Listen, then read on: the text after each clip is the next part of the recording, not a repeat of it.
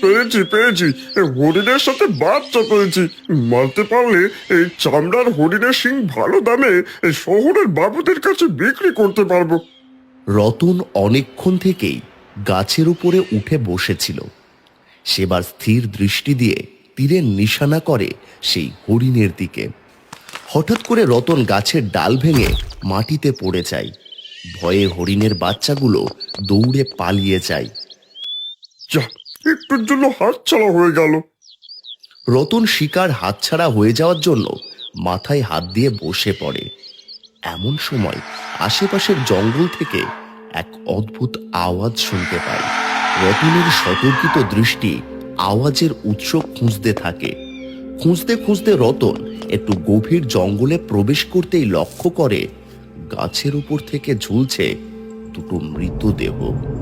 লতাপাতা যেন তাদের আষ্ঠে পৃষ্ঠে বেঁধে ঝুলিয়ে রেখেছে উল্টো করে। রতন ভয়ে দুপা পিছিয়ে আসে। এমন সময় গাছ থেকে নেমে আসে কিছু লতা রতনকে আষ্ঠে পৃষ্ঠে জড়িয়ে তুলে নেয় গাছের ওপর। রতন ঝুলতে থাকে উল্টো হয়ে, আর দেখে সামনের ঝোপের থেকে বেরিয়ে আসছে এক অতীব ভয়ঙ্কর চেহারা। মাথাটা হরিণের মতো আর দেহটা মানুষের মতো। আস্তে আস্তে এগিয়ে আসছে ওর দিকে। ও ভয় পেয়ে যায়।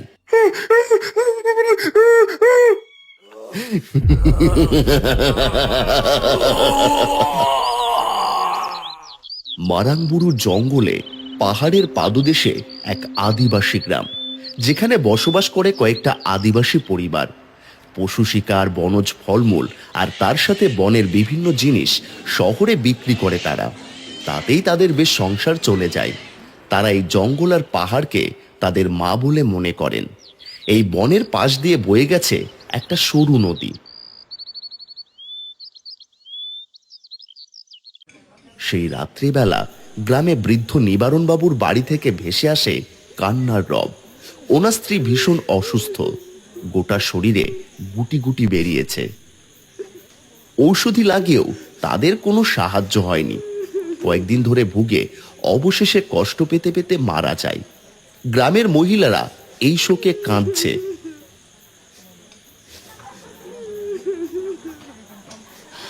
এটা আমাদের কি হলো? কি হলো আমাদের? আদিবাসী সর্দার সেখানে এসে উপস্থিত হন। ওনার মুখে চিন্তার ছাপ। এমন সময় ওনার কানের কাছে এসে রামু আর রহিম বলে, রতন শিকারীকে পাওয়া গেছে বাবু। হ্যাঁ, রতন শিকারীকে পাওয়া গেছে। গাছের ওই অর্ধ খাওয়া মৃতদেহটাকে ঝুলে থাকতে দেখা গেছে বাবু, বুঝলে? এ কথা শুনে আদিবাসী সর্দারের মাথায় হাত পড়ে যায়, মুখে চিন্তার ছাপ। এসব কি হচ্ছে? এসব কি হচ্ছে আমাদের গ্রামে? কার কুদৃষ্টি পড়লো? প্রত্যেকের ঘরে না জানি কোনো ব্যাধি, তার সাথে মৃতদেহ। হায় হায় বনবিবি, হায় হায় হায়। আদিবাসী সর্দারের মুখে এক ভয়ের আতঙ্ক স্পষ্ট। তোমরা দেহগুলো কবরস্থানে নিয়ে এসো, দেরি করো না। আমাদের দেহটা তাড়াতাড়ি কবর দিতে হবে। এমনিতেও এই ব্যাধি চারিদিকে ছড়িয়ে পড়েছে। সকলেই উপস্থিত হয় কবরে। ততক্ষণে দেহগুলো কবর দেওয়া হয়ে গেছে। সকলের মুখে এক আতঙ্কের ছাপ। এই সব কিছু ঘটেছে ওই শহরে বাবুদের জন্য। ওরা আমাদের এখানে না এলে এসব কিছুই হতো না। কিছু একটা করুন সর্দার। হ্যাঁ সর্দার, এতদিন আমরা আছি, কখনো কিছু হয়নি, আর এখন দেখো কিছু একটা করো সর্দার। গ্রামে অনেক মানুষ অসুস্থ, আর এখন তো গ্রামের কিছু মানুষের মৃতদেহ এমন অর্ধ খাওয়া অবস্থায় পাওয়া যাচ্ছে, সে আর কি বলবো। তোমরা ঠিকই বলেছ, কাল সকালে আমি ওখানে যাব। ওরা আমাদের জঙ্গল নষ্ট করছে, পাহাড়ের কোলে কারখানা করবে বলছে। ওই পাহাড় আমাদের দেবীর বাসস্থান, ওই পাহাড় আমাদের মা। ওই পাহাড়ের কোল থেকেই আমরা আমাদের প্রয়োজনীয় সমস্ত কিছু পাই। না না না না না, এ হতে দেওয়া যায় না। সকলেই নিরাশ মুখে গ্রামে ফিরে আসে। এদিকে পাহাড়ের কোলে একটা ছোট্ট ঝুপড়ি ঘরে বসে আছে অভিজিৎ। সম্পূর্ণ প্রজেক্টের কাজটা দেখছে। এমন সময় সেখানে উপস্থিত হয় কালো চাদরে মুড়ি দেওয়া এক অচেনা লোক। খবর কি?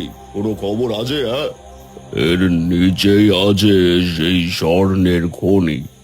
আপনি ঠিকই ধরেছেন। তবে গ্রামবাসীরা এখানকার এক টুকরো মাটিও আপনাকে সরাতে দেবে না। ওদের আমাদের সরিয়ে দিতে হবে, নয়তো আমি এই ব্যবস্থা করে নিয়েছি। তোমাকে তোমাকে এত ভাবতে হবে না, আমি সব শুরু করে দিয়েছি। দুজনেই শয়তানি হাসি দিয়ে ওঠে। গ্রামে অনেকের বাড়িতেই সেই অজানা ব্যাধি।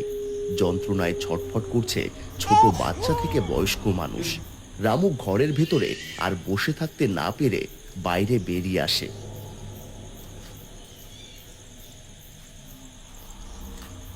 হঠাৎ তার উপর আক্রমণ করে বসে এক অদ্ভুত দেখতে জন্তু, অর্ধ মানুষ অর্ধ হরিণ। অর্ধ খাওয়া দেহটা ফেলে রেখে যায় গ্রামের একদম মাঝখানে। সকালবেলা সেই রামুর মৃতদেহ দেখে সকলে ভয় পেয়ে যায়। সর্দার, ওরা তো আমাদের এলাকায় ঢুকে পড়েছে। এবার এ তো কোনো পশুর কাজ নয় সর্দার। আমি এক্ষুনি যাব ওদের সাথে কথা বলতে। ওদের আর এখানে একদণ্ড থাকতে দেওয়া উচিত হবে না।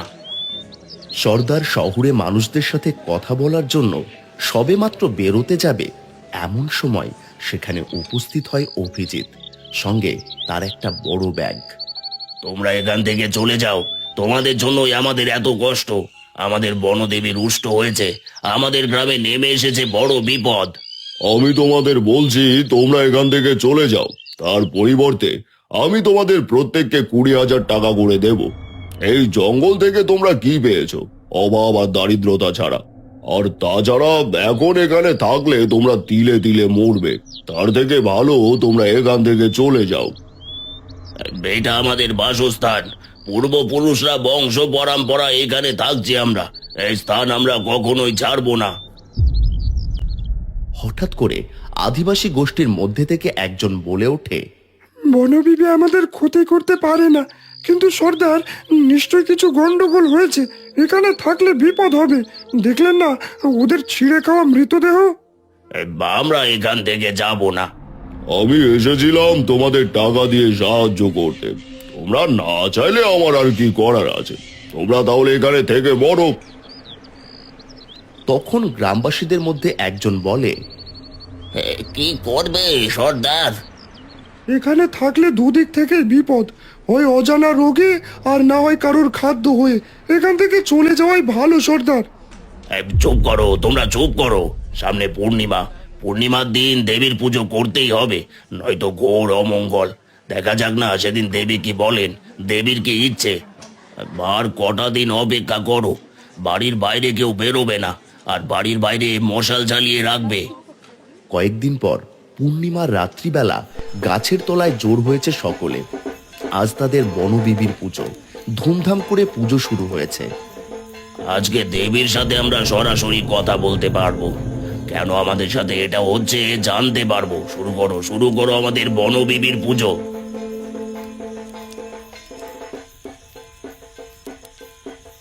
অনেকক্ষণ ধরেই পুজো হয়, কিন্তু কিছুতেই দেবীর ভর হয় না। সবাই হা করে তাকিয়ে থাকে গাছের তলায় সেই পাথরের মূর্তিটার দিকে। কি হয়েছে বলো তো?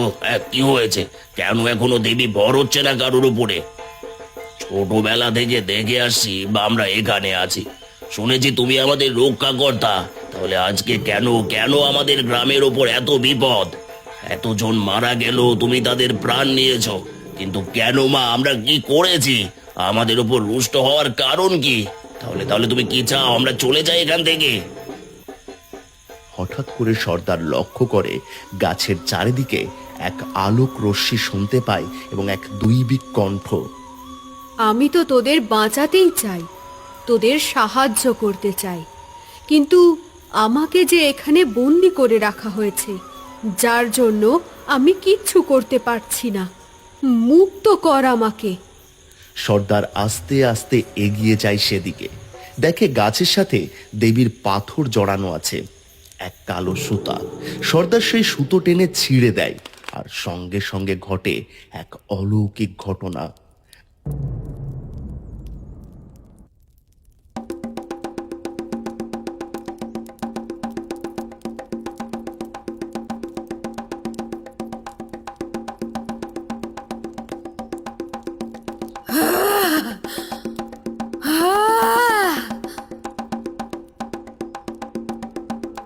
বৃদ্ধ নিবারণ বাবু এসে সর্দারকে শক্ত করে ধরে রাখে।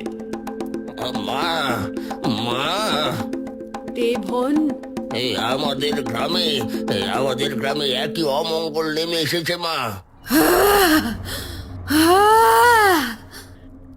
এসব কি হচ্ছে মা? सभी सुनको लोभे में बहिर का मंच रूपले खती कर रहे हैं तुम्हारा। तुलो गांव का तांत्रिक मुमरा पानू दारी हारियो सन जोड़िए आछुए। কিন্তু কেন বুঝতে পারছিস না? শহর থেকে লোক এসেছে এই বন ধ্বংস করতে, এই পাহাড়ের নিচে যে স্বর্ণের খনি আছে ওটা কেড়ে নিতে।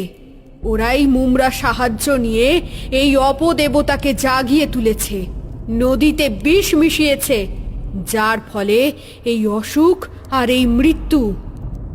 তাহলে উপায় এখন আমরা কি করব মা? দেবী কিছু বলার আগেই গাছের আড়াল থেকে বেরিয়ে আসে সেই অপদেবতা, ভয়ঙ্কর চেহারার হরিণ মানব। সর্দার রুষ্টভাবে তাকায় সেই দিকে। সঙ্গে সঙ্গে অপদেবতার শক্তি কমজোর হয়ে পড়ে। তার শরীরে এখন দৈবিক শক্তি, দেবীর বাস। এই ভয়ঙ্কর উগ্র রূপ দেখে অভিজিৎ ভয় পেয়ে যায়।